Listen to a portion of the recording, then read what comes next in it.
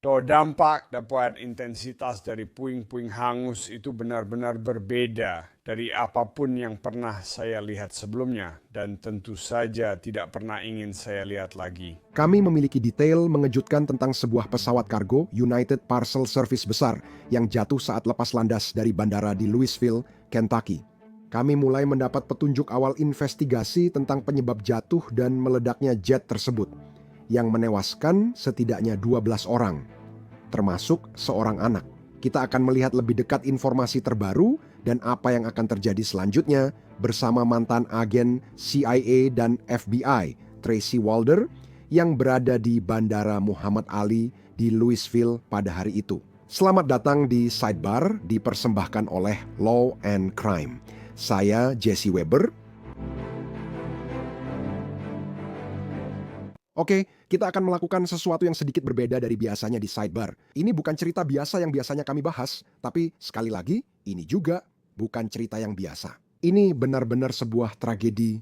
Kami membahas informasi terbaru tentang kecelakaan pesawat United Parcel Service di Kentucky, dan Anda mungkin sudah melihat videonya. Jet ini mencoba untuk naik ketinggian, tetapi malah jatuh tepat di luar pagar bandara. Ini benar-benar mengerikan.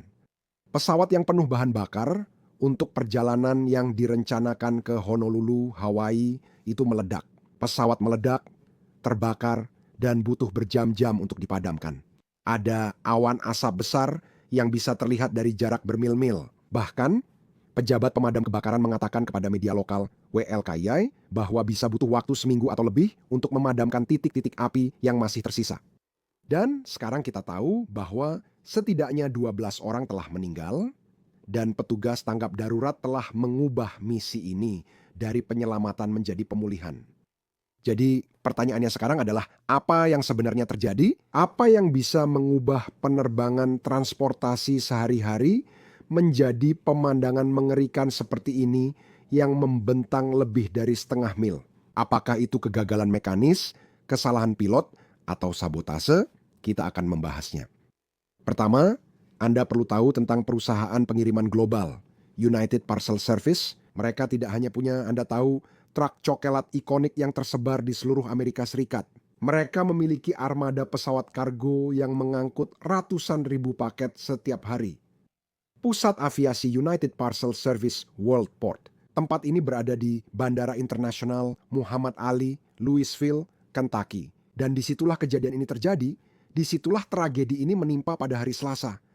Ada hal lain yang juga perlu dipertimbangkan. Menurut The Associated Press, kecelakaan ini sangat merusak tidak hanya pesawat tapi juga area sekitarnya.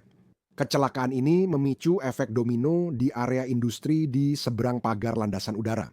Kita sedang membicarakan ledakan di bisnis-bisnis lain. Kentucky Petroleum Recycling Grade A Auto Parts adalah tempat penampungan barang bekas. Lalu ada Gubernur Kentucky, Andy Beshear, yang mengeluarkan status darurat setelah kecelakaan ini. Ia mengatakan kepada wartawan anak yang meninggal itu sedang bersama orang tuanya di bisnis suku cadang mobil tersebut. Bisakah Anda membayangkan itu? Bisakah Anda membayangkan itu terjadi di sana? Ini benar-benar sangat menyedihkan. Ini benar-benar sangat tragis sekarang. Beberapa orang yang sebelumnya di lokasi cukup beruntung bisa ke rumah sakit, kini sudah dipulangkan dan dibebaskan. Namun, ada juga yang dirawat di rumah sakit dalam kondisi kritis.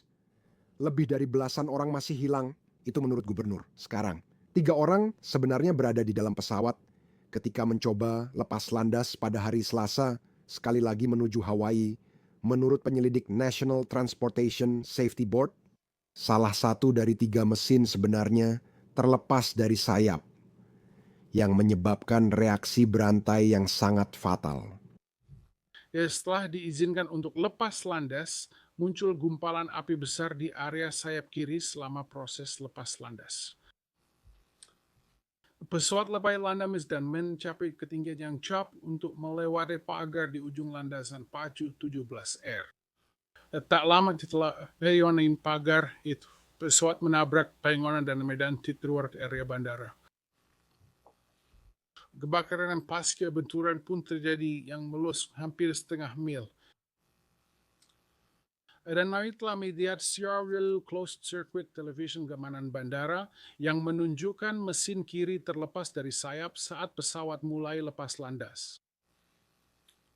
Video ini dan video lainnya, bersama dengan bukti yang kami temukan, merupakan aset yang sangat berharga bagi para penyelidik kami untuk membantu kami menelusuri lebih lanjut. Area mana yang akan kami fokuskan pada hari-hari berikutnya penyelidikan ini? Anggota Dewan National Transportation Safety Board Tom Idman mengatakan kepada wartawan pada hari Rabu bahwa puluhan pekerja dari lembaga tersebut kini menjadi bagian dari penyelidikan ini. Dia membahas berbagai kelompok yang fokus pada aspek tertentu dari hal ini. Jadi, satu kelompok fokus pada kejadian sebelum kecelakaan, benar? Siapa saja yang ada di pesawat dan apa aktivitas mereka sebelum tragedi ini? Apa detail penerbangan khusus ini? Ada kelompok lain yang mendokumentasikan lokasi kecelakaan. Cobalah untuk menghitung semua lintasan dan sudut. Itu akan sangat penting untuk mengetahui apa yang sebenarnya terjadi. Dan selain itu, ada kelompok yang akan memeriksa catatan perawatan, mungkin mundur hingga beberapa bulan. Yang terpenting, petugas penolong pertama. Mereka juga berhasil menemukan kotak hitam pesawat pada hari Rabu. Itu sangat penting. Tim investigasi kami perkirakan akan berada di sini setidaknya selama 1 minggu, jika tidak lebih lama. Misi kami tidak hanya tim-tim yang dan tidak disesat, tetapi juga kami beserta merekomendasikan perubahan agar hal ini tak terulang. Kami tidak kesal, kemungkinan penyebab saat kami berada di lokasi dan kami juga tidak akan berspekulasi tentang apa yang mungkin menyebabkan hal ini. Karena kami baru saja memulai penyelidikan ini. Kami belum memiliki informasi tambahan saat ini, namun dalam beberapa hari ke depan kami yakin bisa memberikan lebih banyak kepada Anda. Saya ingin menyampaikan ini. Baru saja terjadi dalam 30 menit terakhir. Kami telah mengidentifikasi perekam suara kokpit dan perekam data penerbangan. Ini yang biasa disebut dari kotak hitam. Penyelidik kami sudah menemukannya. Seperti yang disebut dalam kotak ini mengalami panas, bukan kerusakan dari luar, tapi panas di sekitarnya.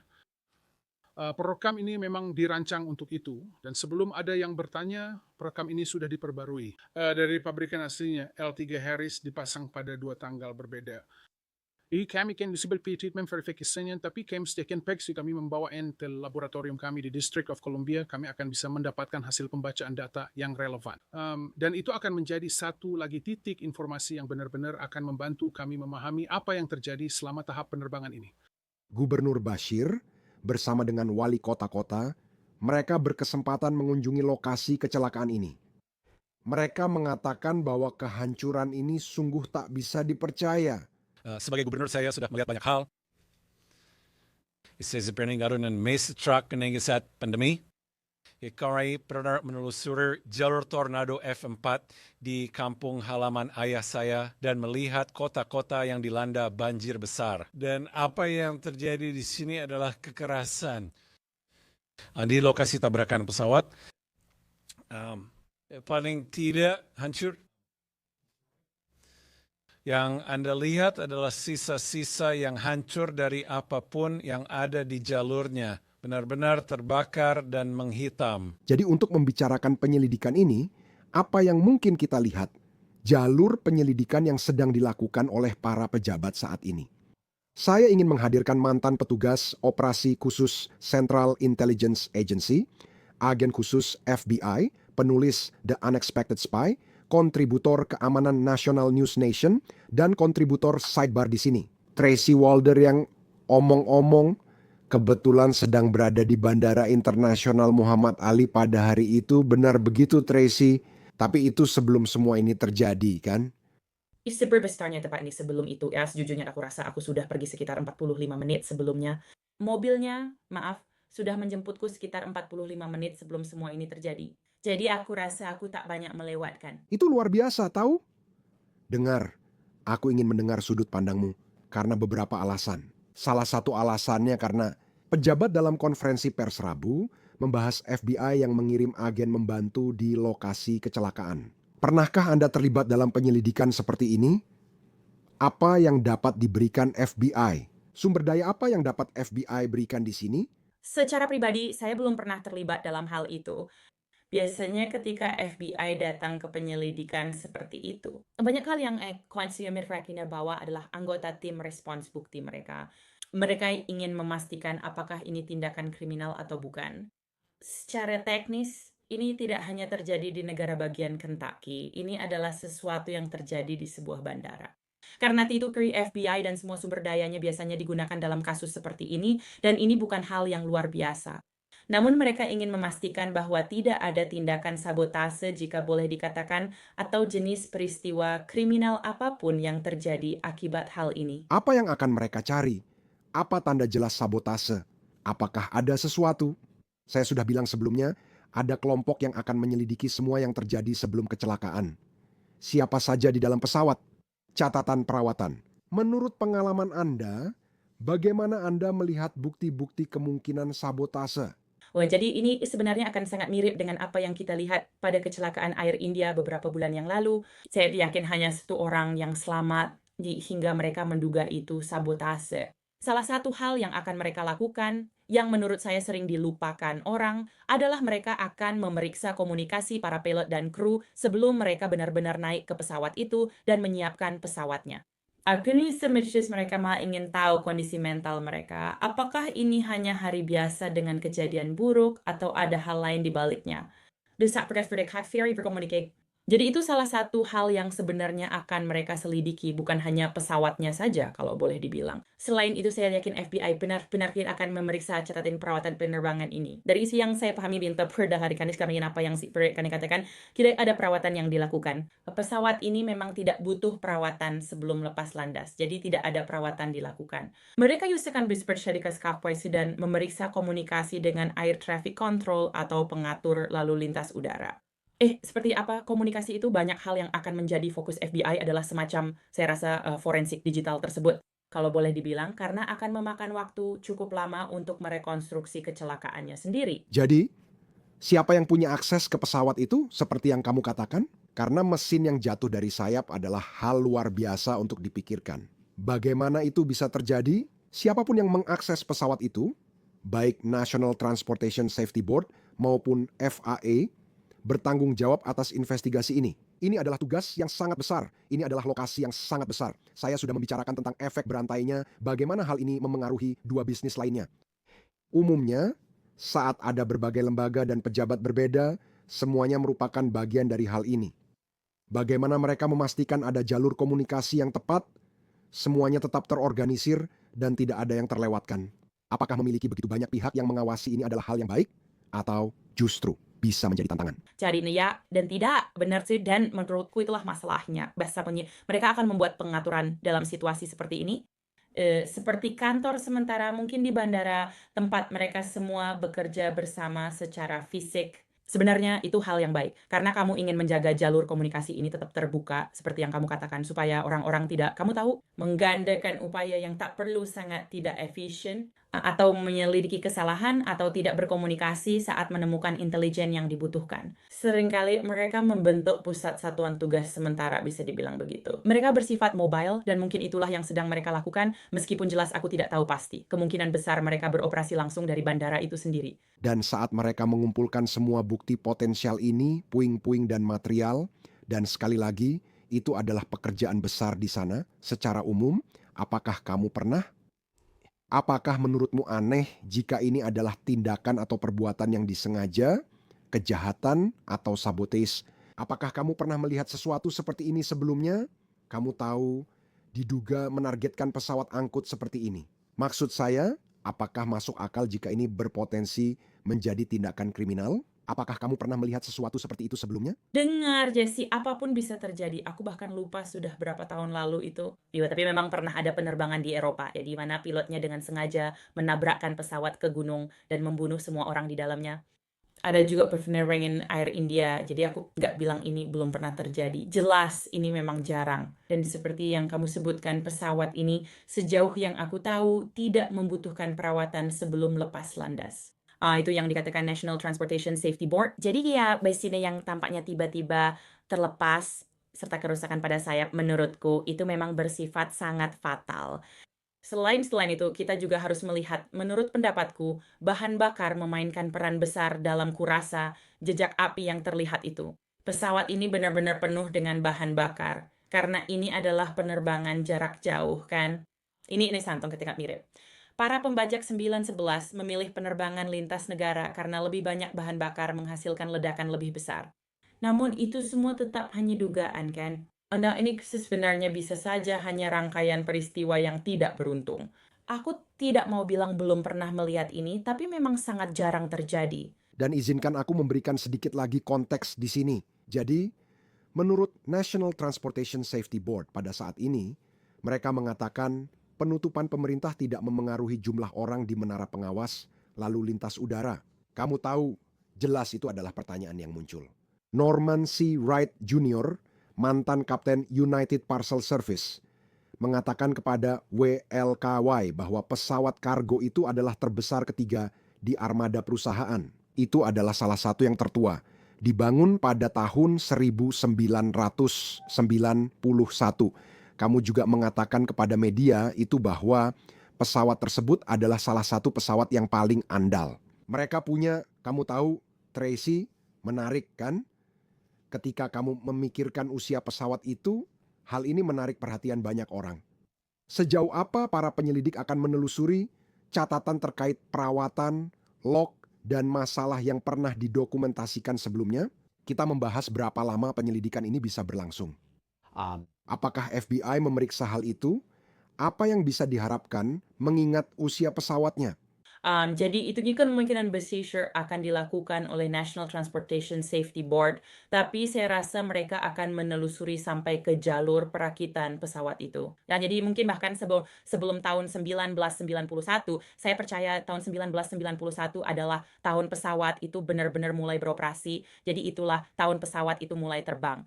Jelas pembangunan pesawat itu dimulai sebelum itu. Saya cari ke Matthew akan menelusuri sampai ke awal. Saya rasa mereka memang harus melakukannya dalam kejadian seperti ini.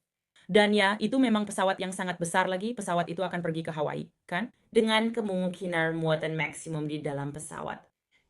Dengar pesawat ini memang andal, tapi tetap saja andal. Namun seiring waktu segala sesuatu bisa rusak, kan? Ini adalah pesawat yang sudah beroperasi cukup lama dan setidaknya dari pemahaman saya tidak memiliki riwayat perawatan yang besar. Setahu saya pesawat ini pernah di San Antonio September lalu untuk perawatan. Saya bisa salah, tapi itu pernah saya baca, Tapi sepertinya tidak ada riwayat besar terkait masalah perawatan apapun. Tapi ya, mereka akan kembali ke proses perakitan pesawat itu. Dan Anda tahu, salah satu hal yang paling mengganggu dari kejadian ini adalah bahwa para pejabat, Tracy, mereka belum merilis identitas para korban sampai sekarang. Berita ABC melaporkan bahwa petugas forensik masih berusaha mengidentifikasi beberapa jenazah karena kondisi tubuh yang sangat mengenaskan. Maksud saya, itu bisa menjadi tantangan. Saya juga penasaran, dalam situasi seperti ini akan menjadi tantangan besar. United Parcel Service pasti tahu siapa yang menerbangkan dan kru pesawat itu berdasarkan manifest penumpang, bukan? Ikan, tapi kerja harus pastikan orang-orang terus benar-benar naik pesawat karena hal-hal bisa saja terjadi. Orang bisa menggantikan orang lain dan itu memang terjadi. Ini bukan pesawat yang membawa penumpang, kan? Ini pesawat pengangkut kargo. Pesawat seperti itu menurutku dipandang berbeda. Tapi ya, seperti yang sudah saya sebutkan sebelumnya, jumlah bahan bakar yang sangat banyak di pesawat ini benar-benar akan membuat sangat sulit untuk mengidentifikasi individu yang ada di pesawat itu, begitu juga dengan individu yang menjadi korban di darat. Tapi saya akan bilang, kabar tentang siapa saja yang terdampak mulai sedikit demi sedikit tersebar. Contohnya, ada penggalangan dana GoFundMe untuk pria bernama Matt. Menurut penyelenggara penggalangan dana, Vaughn Armstrong, Matt menderita luka bakar parah saat terjebak dalam bola api itu. Dia selamat, tetapi menurut Vaughn, dia mengalami luka bakar di 95% tubuhnya. Dana itu telah terkumpul lebih dari $44.000 sejauh ini. Berdasarkan investigasi kecelakaan sebelumnya, sudah diprediksi ini bisa memakan waktu setahun. Tracy, 1 tahun sebelumnya. Kita benar-benar mendapatkan jawaban konkret dari National Transportation Safety Board mungkin? Anda tahu, FBI lebih cepat. Maksud saya, kenapa begitu lama? Apakah itu masuk akal bagimu? Ya, Fish masuk akal, dan itu semirip dengan saat kita melihat banyak kasus lain. Menurutku, terkadang televisi dan budaya pop berperan dalam membuat orang ingin mendapatkan jawaban secara instan. Tapi untuk melakukan hal-hal ini dengan benar, memang membutuhkan waktu yang cukup lama, terutama ketika kamu harus memeriksa semuanya satu persatu. Itu benar-benar hangus terbakar karena kini ada penyelidikan pembakaran besar-besaran yang memakan waktu, dan aku sangat kasihan pada korbannya. Menurutku mereka lah yang pada akhirnya paling menderita akibat kejadian ini. Kurasa begitu. Ini seperti permainan menunggu, kalau boleh dibilang. Tapi menurutku sayangnya sangat normal jika penyelidikan seperti ini memang memakan waktu. Dan sangat mengerikan bahwa ada orang-orang yang terluka sampai sejauh itu dan juga kehilangan nyawa.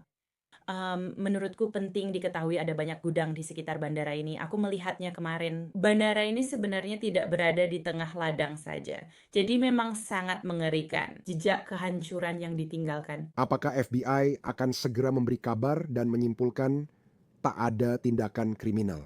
Mungkin juga mengumumkan sebelumnya, National Transportation Safety Board masih menyelidiki kemungkinan penyebab mekanis atau lainnya. Apakah kita akan mendengar dari FBI? Sebelum 1 tahun? Ya, biasanya begitu dalam kasus seperti itu. Sekarang apakah itu akan terjadi dalam beberapa hari? Secara pribadi saya tidak berpikir sih, meskipun saya mengerti bahwa itu adalah sesuatu yang diinginkan orang-orang. Apakah kemungkinan akan memakan waktu berbulan-bulan bagi FBI untuk membuat keputusan itu? Apakah ini adalah investigasi kriminal atau investigasi mekanis?